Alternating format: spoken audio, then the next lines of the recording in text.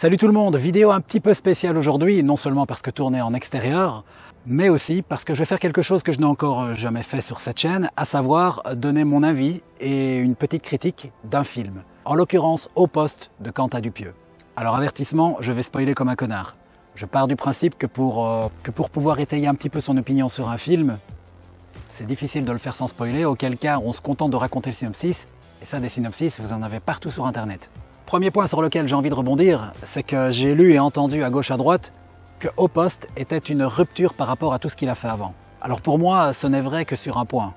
Tout simplement parce que c'est tourné exclusivement en France et avec des acteurs francophones. Quoique des acteurs francophones, c'était déjà le cas dans Steak, mais c'était tourné au Canada. Pour le reste, c'est bien du Dupieux, en tout cas de mon point de vue. De nouveau, ce film traite de l'absurdité, transgresse les frontières entre le réel et l'irréel. La dose d'humour est bien présente. Alors petite touche, peut-être un peu novatrice, c'est les dialogues. C'est vrai qu'il y en a beaucoup plus. Il faut bien le dire, on est dans une sorte de huis clos. Du coup, des scènes de non-dit, il y en a un peu moins.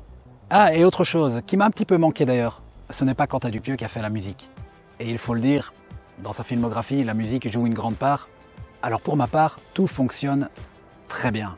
Hormis la première scène, pour moi cette scène ne sert à rien, elle ne raconte rien, elle ne sert absolument pas le cœur de l'intrigue. Ensuite, dès qu'on est rentré dans le commissariat, je ne cessais de me dire au fil du visionnage, merde, le film en fait il ne dure qu'1h15, bordel, ça va se finir trop vite, j'en veux encore plus. Et ce sentiment n'a jamais été démenti, jusqu'à ce que le climax arrive, climax qui a pu en dérouter plus d'un.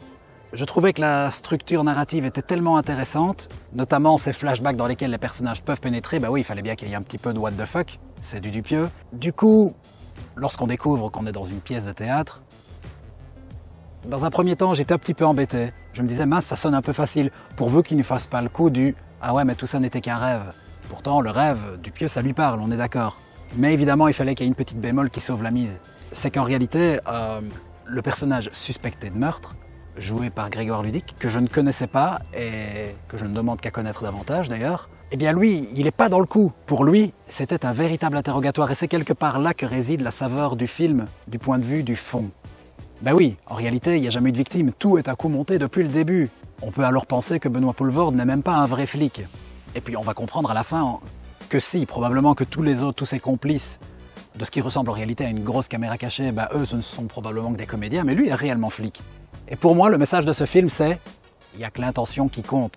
Vous savez, quand vous offrez un cadeau à Noël à quelqu'un, et puis vous voyez bien qu'il ne l'aime pas trop ou qu'il l'avait déjà, peu importe, ben il va vous consoler en disant « c'est pas grave, c'est l'intention qui compte ». Mais pour moi, c'est un peu l'idée du film.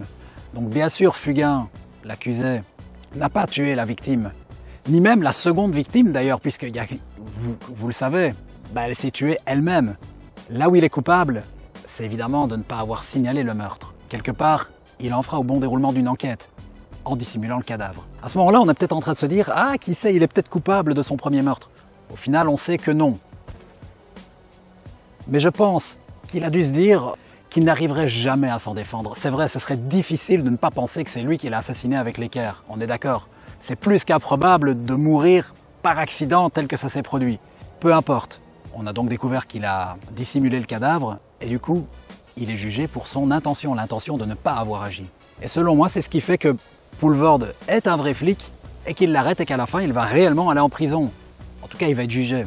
Bon, je sais, j'essaye de donner du sens à un film de Quentin Dupieux, exercice périlleux, mais quelque part, et c'est là que je biaise un petit peu ce que j'ai dit au début, oui, le fait qu'il y ait moyen de plus ou moins reconstituer l'histoire et de lui donner du sens, c'est qu'on se détache un petit peu du schéma habituel.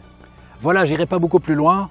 Le but n'est pas de faire une vidéo qui dure 30 minutes. Donc en gros, pour moi, le film tient parfaitement la route. J'avais tous mes repères que j'étais venu chercher. La fin, dans un premier temps, m'a un peu déconcerté, mais je me la suis expliqué sur base de la morale que veut dégager le film. Voilà, bien entendu, si vous avez des autres angles d'analyse, et il doit certainement y en avoir, on est quand même chez Quentin Dupieux, n'hésitez pas à la partager dans les commentaires. Je vous dis, portez-vous bien, profitez du soleil, car là, je crois que c'est généralisé. Et je vous dis à bientôt de toute façon. Ciao!